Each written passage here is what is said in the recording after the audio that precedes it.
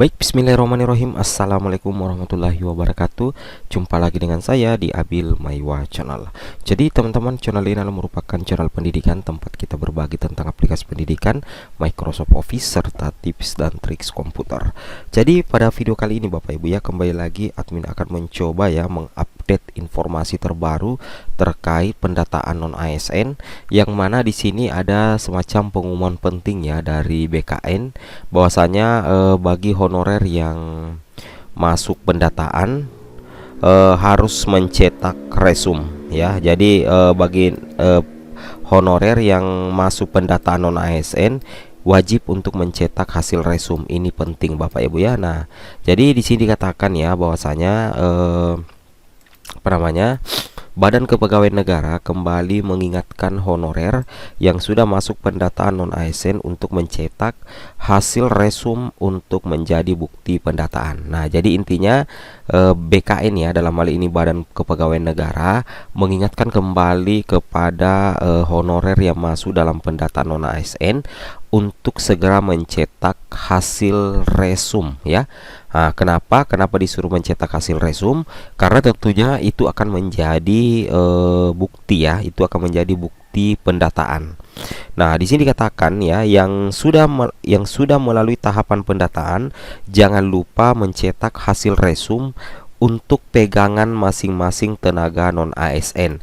Terang Deputi Bidang Sistem Informasi Kepegawaian Sinka BKN Suharmen yang dihubungi Sabtu.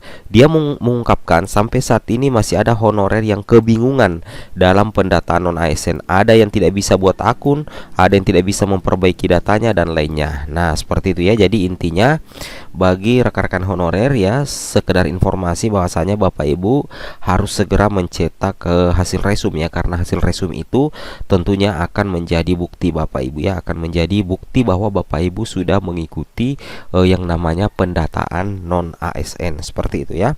Nah, di sini dikatakan Suharmin menyampaikan ada ketentuan bagi honorer saat mengisi aplikasi pendataan non ASN ya. Jadi ada ketentuan untuk honorer Bapak Ibu ya saat mengisi aplikasi pendataan non ASN. Honorer bisa melengkapi data-datanya ketika Badan Kepegawaian Daerah atau BKD sudah lebih dahulu mendaftarkan data-datanya di sistem aplikasi pendataan non ASN. Jadi tenaga non ASN bisa melakukan input data melalui akun masing-masing jika instansinya sudah mendaftar. Ini langsung ditegaskan oleh Bapak Deputi Suharmen ya. Ini ditegaskan oleh Bapak Suharmen. Kemudian beliau membeberkan alur proses pendataan honorer di aplikasi pendataan non ASN.bkn.co.id sebagai berikut. Yang pertama itu Bapak Ibu, alurnya adalah admin atau operator instansi akan mendaftarkan tenaga non ASN yang masih bekerja sampai saat ini dan memenuhi persyaratan pendataan tenaga non ASN berdasarkan peraturan ya PP nomor 49 tahun 2018 dan SE Menpan RB nomor B185 MSM 0203 2022 tanggal 31 Mei dan SE Menpan RB nomor B1511 MSM 0100 2022 tanggal 22 Juli ya, seperti itu ya. Nah, ini adalah alur proses pendataan. Kemudian di sini kita lihat lagi Bapak Ibu ya. Kemudian setelah didaftarkan oleh instansi, honorer bisa membuat akun pendataan non ASN.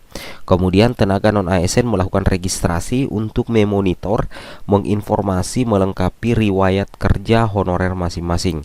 Tenaga non ASN bisa mencetak hasil resume berupa bukti pendataan non ASN, seperti itu ya. Nah, kemudian nantinya Bapak Ibu yang kelima adalah proses melengkapi riwayat oleh tenaga non ASN akan berhenti ketika instansi menyatakan finalisasi. Instansi wajib melakukan pemeriksaan dari data yang diinput dan dilengkapi oleh tenaga non ASN. Sampai batas waktu yang ditentukan, instansi wajib melakukan finalisasi.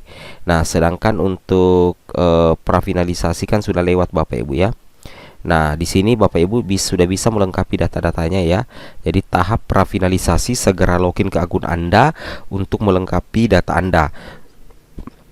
batas waktu sampai dengan tanggal 22 Oktober 2022 seperti itu ya.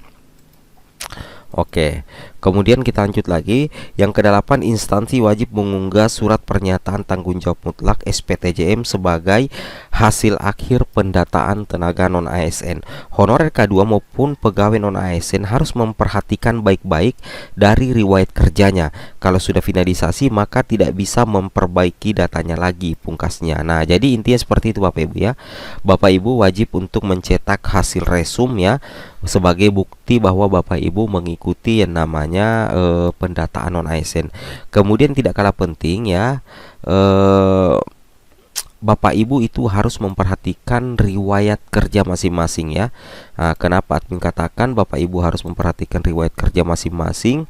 Karena riwayat kerja itu sangat penting Bapak Ibu ya. Riwayat kerja itu akan merekam bahwasanya Bapak Ibu sudah mengabdi sebagai honorer sekian tahun.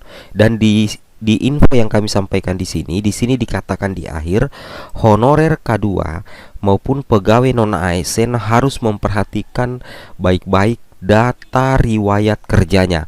Kalau sudah finalisasi maka tidak bisa memperbaiki datanya lagi. Nah, seperti itu ya. Jadi Bapak Ibu itu jangan terlalu terburu-buru pada saat penginputan data riwayat kerja. Kenapa?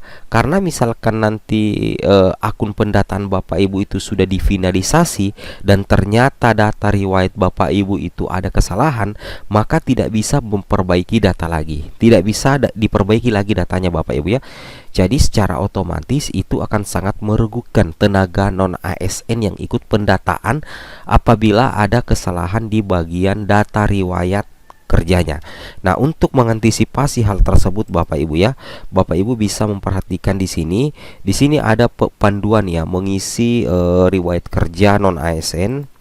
Jadi di sini kita bisa ambil contoh panduan mengisi riwayat kerja non ASN agar masa kerja tidak hilang bagi yang honor lebih dari 4 tahun.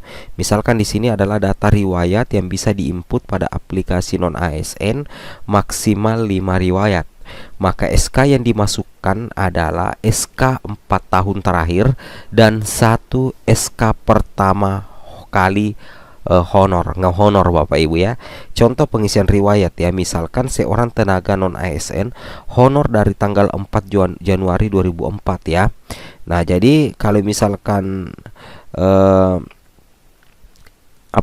yang benar itu berarti dilihat SK kedua, ketiga, keempat itu diurutkan. Misalkan SK keduanya itu 2019, SK pertamanya 2004. Berarti batas tanggal akhir kerjanya untuk SK pertama itu adalah 31 Desember 2018.